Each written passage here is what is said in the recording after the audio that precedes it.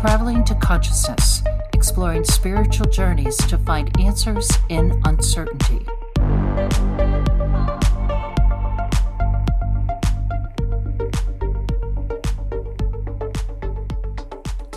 What is up, conscious monkeys? Welcome back to another episode of Traveling to Consciousness. As always, I'm your host, Clayton Cuteri. And in today's podcast, we're going to talk about defending democracy. Because if there's one thing that Americans should do, it's to defend democracy. Because whatever we do, we have to defend it. Whether it's overseas, whether it's in our own homeland, we have to defend democracy. Remember that, guys, that we have to defend democracy. But you want to know something that's extremely, extremely ironic about the whole term defending democracy is that America is not a democracy. Our government is not a democracy. It's not in the slightest. Now, we do vote. Whoever gets the majority wins. But that's not how our governing body rules. And that's a very important distinction. I'm going to tell you why we don't want to live in a democracy and how every single democracy that has ever existed in the history of the world has ended in tyranny. So we do not want a democracy. But so then the question is, if we don't live in a democracy, because we don't, so anyone who's telling you that we are, you should very much question their intentions. So if we don't live in a democracy, then what is it that we live in? What is it that our founding Constitution is? What is it? What are we? So the term is a constitutional republic. Did you notice how I gave you that little suggestion earlier? But let's start off by defining them, right? Because let's make sure we're on the same exact page about what we're talking about. So democracy is the rule of the majority. So in a pure majority, if we were a pure democracy, that means that when decisions are made, we would have a vote, and you just need 50% plus one vote. And that would be the decision. That would be the deciding factor for whatever it is, whether it's your president, whether it's your terms in office, whether it's how we're spending our money. But we're not. And again, it's a good thing. Because I guess you could also break it down that we're technically a representative constitutional republic. We're not going to get too deep into that. But the point is that at the highest level, let's say our president is not elected by a democracy. And it's a good thing. Trust me when I say it's a good thing. We'll get into why that's actually a very good thing in a second here. But what you have to understand about democracy is just 50% plus one. Now, what we live in, a constitutional republic, is whenever government is where the officials are elected by citizens to lead them as dictated by the Constitution. So, right, we all know the Constitution. Well, we at least know that there's a Constitution exists. So we have a Constitution. And what we know is that through that Constitution, it gives the government powers. Of course, they report to the people, but obviously that doesn't happen. Because, for example, if we truly lived in a democracy, that means that we would not be spending trillions of dollars in foreign countries because 80% of the populace does not want that. So that's actually a very good indicator that we do not live in a democracy. So number one is that we have to understand that a constitutional republic is that we elect people, the citizens elect people to direct our countries, to direct the way we want to be led by the Constitution. So for a country to be considered a constitutional republic, number one, it has to have a constitution that limits the government's power. Okay, check. And number two, citizens choose their own head of states and other government officials, which we do, which you're going to be doing soon. If you haven't already, you're going to be doing it, well, I guess technically tomorrow if you're listening to this on Monday. So I find it very important to understand just these basic facts that People are democratically elected, but we do not live in a democracy. And it's very important to understand this. And I question why leaders would lead us astray from this knowledge. I have my own opinions, my own theories, if you will. But I'll let you decide on your own as to why people would, knowingly or unknowingly, maybe they don't know, maybe it's pure ignorance. But if you have pure ignorance in the most basic knowledge of how our government operates, I mean, in my opinion, that should automatically disqualify you from running as a candidate for anything, let alone president of the United States. So I mentioned earlier, and we should probably jump into this, is like, why don't we want a democracy, right?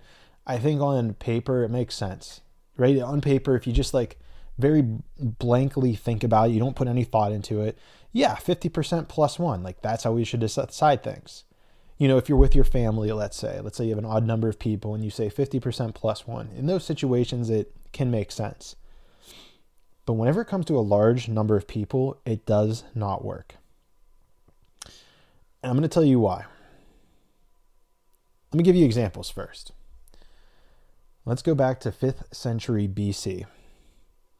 So where we're at now is ancient Athens. Athens is very often considered the birthplace of democracy. Now, of course, it was essentially just free men who were citizens, had the right to vote on legislative and executive decisions, so it wasn't perfect in those regards. But the fact remained is that whoever could vote, it was 50% plus one. And it worked for a little bit. However, in times of crisis is when democracy fails. The Athenian democracy started to face mob rule. So the decisions that were being driven were essentially by just populist leaders. And so in order to become a populist, you would have to create a very intense emotional, idea or rhetoric instead of using rational governance, and instead of thinking through the policies, thinking through the decisions. And then this got exacerbated in a time of crisis because they had and I'm going to butcher this, so I apologize. They had the Peloponnesian War. Actually, I might have said that correctly. The Peloponnesian War. And at that, Athens just started making hasty decisions. They were executing their military generals. They were exiling key leaders. And it severely undermined their stability as a country. And this is all because they only had emotional leaders. Now, emotion's important. If you know anything about this podcast, things that we've talked about, emotion is definitely important. But whenever that's the only factor that creates a leader, it's a recipe for disaster. Because if you're not rational, if you don't have experience, if you don't understand how to govern a military, if you don't understand how to govern people, if you don't understand business, if you don't understand these core fundamental things, all you know is how to rile people up. And that's the person at the top of the food chain, at the top of your ladder, representing you. You're in for a tyrant. Because the Athenian democracy ultimately collapsed under this strain of war.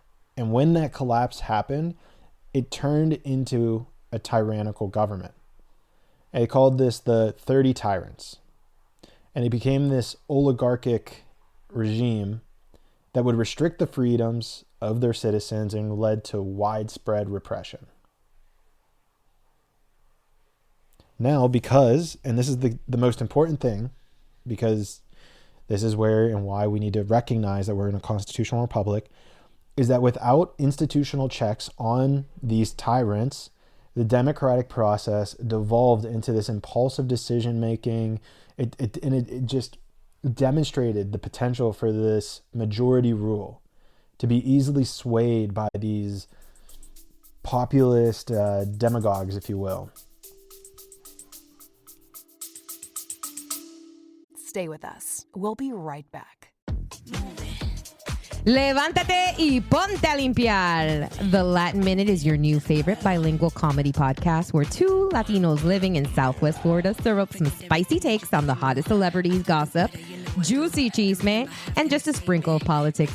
With humor, culture, and plenty of laughs, this podcast brings the best of both worlds. So make sure to check out The Latin Minute. You can follow us on Apple Podcasts, iHeart, and Spotify. Also, visit our Facebook page, The Latin Minute. We'll see you there.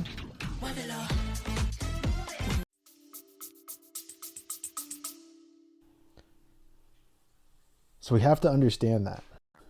That's the first piece of the puzzle. The next time this was tried was about 500 BC when we created the Romans. Now, originally, Rome was initially actually a republic. And it had representative governance where they elected senators and consuls. They held power to prevent any one individual from dominating. But then they had their own little decay. So as Rome expanded, its republican system became strained. You couldn't make decisions quick enough. They had political factions such as populars and optimates. So like it would be people who were like champions of the common people. So people who represented the common man. And then you had supporters of like the aristocracies. So like the elites today. So you would have people who would just be for the common men and then the people for the elites, which again, if you listened to the biggest war we need to worry about here, it's exactly that one. So it's interesting to see that they were divided there too. And because of this, it led to violent clashes. It became very violent. And so this ultimately led into a tyranny as well with Caesar, because he essentially created a power vacuum, if you will. And whenever he was killed, it gave automatic rule to the emperors, which began kind of with Augustus, and it really left the entire thing in chaos. And Caesar did not. It seemed like he did very good. He was a very intelligent man, but I think there seems to be a lack of forward thinking once getting that position. It's kind of a long thing. I don't really know how to dive into it. I don't really have the time, I'm also maybe not as knowledgeable as I should be for diving into something like that. And now maybe you could argue that this is the back in the day. This was 500 BC. We've changed. We're different. No. Because in the late 20th century, early 21st century, we have Venezuela. Now, in the late 20th century, Venezuela was actually a relatively stable democracy, and it had a very high standard of living. And again, if we look at the number of people in Venezuela, far smaller than America, far smaller than any of these other countries, governments. So maybe it works a little bit. But that was all the way up until Hugo Chavez. In 1998, Hugo Chavez was elected. He rose to power on the platform of reform, promising to help the poor, redistribution of wealth, and he used democratic tools to consolidate his power. He started amending their constitution, extending term limits, controlling the judiciary.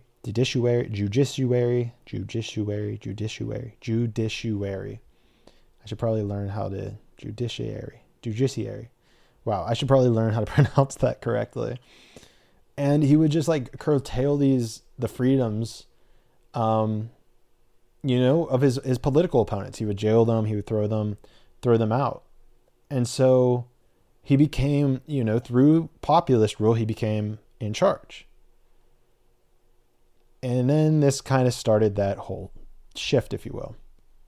Because after his death, his successor, Maduro, continued on with his trend. And if you know anything today, Venezuela is in a severe state of economic crisis. We have mass protests. We have authoritarian rule. Pretty much everyone's a trillionaire in Venezuela, and none of them can eat. That's how out of control their money printing is and everything. So again, democratic processes are used to exploit and consolidate power. And then whenever you have a populist leader get in there and they use democracy in itself, it erodes away the institutional checks and freedoms of these institutions. It's a big problem. It's a very big problem. Very big problem. And if you kind of caught the theme there, maybe you kind of heard the little theme in there. Maybe you heard the little theme in there. I don't know if you heard it at the end there. But there's a very important part about this whole idea of democracy. And I'll give you a quote, a pretty famous quote that no one's really sure who said it. But a democracy is two wolves and a lamb voting on what to eat for lunch. A republic is a well-armed land contesting the vote. What this highlights is that in a democracy, the majority are always correct. They will always win. So if you care about minorities, if you care about the little man, if you care about them at all, you should never, ever advocate for democracy because the minorities will always lose. Now, the way that minority is used culturally tends to be towards skin color, ethnicity, and the likes, right? I'm speaking ideologically. Of course, you can look at it in that lens if you want. I would advise you don't, just because, again, this comes back to the war that we have within society. There's wars that they create mentally between skin, gender, sex, da-da-da-da-da. But the point remains is that if you're in the minority, you don't have a say. Your voice does not matter. So we form a republic so that you can make a well-armed lamb. You can arm the lamb to fight against those two wolves on what's being eaten for dinner or for lunch. And the founding fathers, the framers of our Constitution, knew this. They knew that democracy was a bad idea. A pure democracy always ends in tyranny. And quite frankly, I mean, look at our constitutional republic. It's not being representative. We're not being represented. And again, I told you at the beginning of this, it's the number that always sticks out to me. 80% of Americans are against funding foreign wars. And yet that's like the top priority of our government. So you could very much argue that we have found ourselves in a place of our own thing being deteriorated. But here's the thing, is that if you think that we're in a democracy, then you don't understand how we can make changes moving forward. Because I told you about all the democracies that failed. So my point is, there are definitely still issues within our government system. Definitely. There are certainly still issues. The main one being the fact that we are living under this illusion that you have to vote Republican or Democrat, and as if they don't know better, as if they aren't, the best phrase I ever heard is two wings of the same bird, because that's exactly what they are.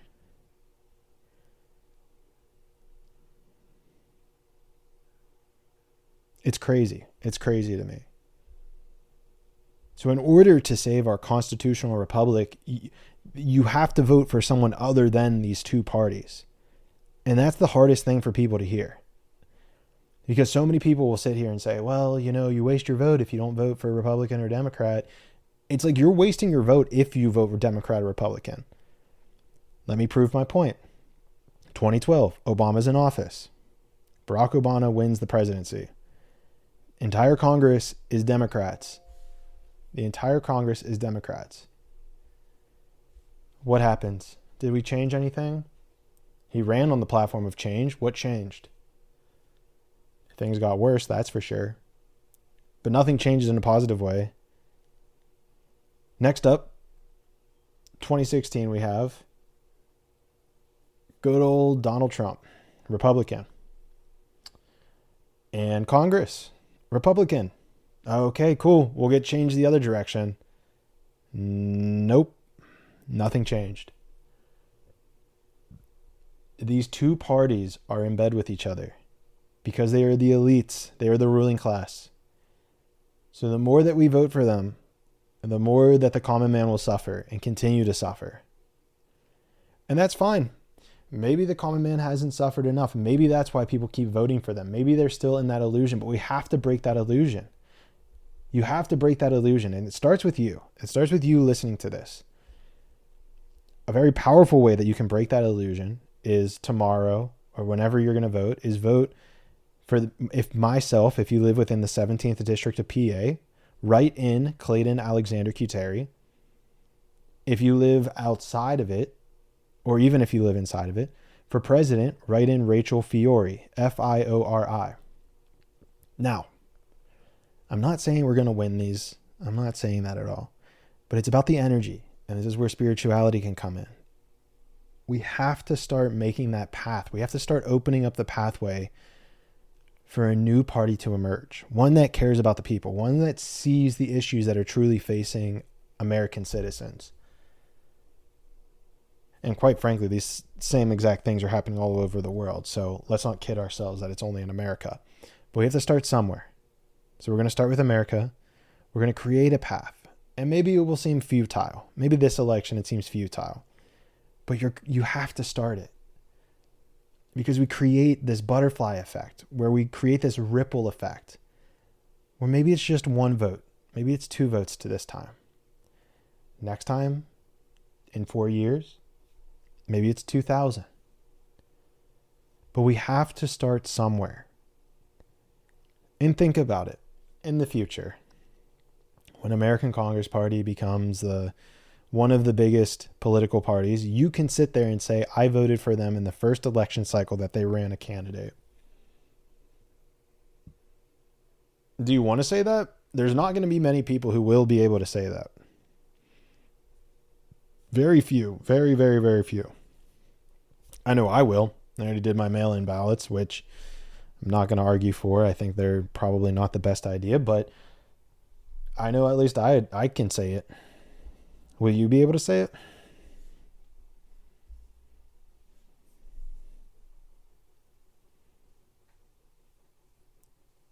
So in the meantime, I think it's very important to just pay attention to these things. Understand what's going on. Understand the way we're living. Understand what's happening in the world. Because if we just turn a blind eye and we let everything go in this direction, it's going to end in shambles. You're not going to be happy. And then we're going to have to fight even harder to get out of it. But I don't know. I've studied history, and maybe we have to go to a worse place. I hate to say it, but maybe we do. It's a very depressing thing to say, and I don't want to think that that's the case. I really don't.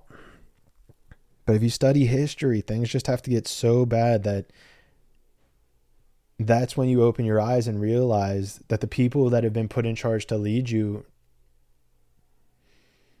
never cared about you in the first place. And we need leaders who care about the common man, and none of them do. You know, and maybe I'm biased in this regard. But I pay attention to how often they say the phrase world peace. I mean, I feel like I'm talking about it all the time. I don't know if that's a fair judgment. Maybe it's not even a fair judgment call. I don't know. But to me, it feels like that's not anyone's mission. Maybe sometimes you hear it, like, you know, in an election cycle, I hear maybe people say it 3 or 4 times. Like, if that's a lot. I feel like I say it 3 or 4 times every other podcast.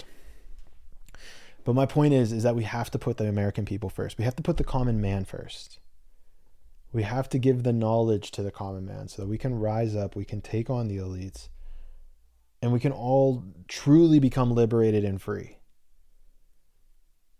We have to put our eye towards true freedom, real freedom, economic freedom, mental freedom. And we can do it. I see it. In my lifetime, we'll make it happen. And if for some reason you don't believe me, then let's have a talk about it whenever we see each other in the 6th dimension.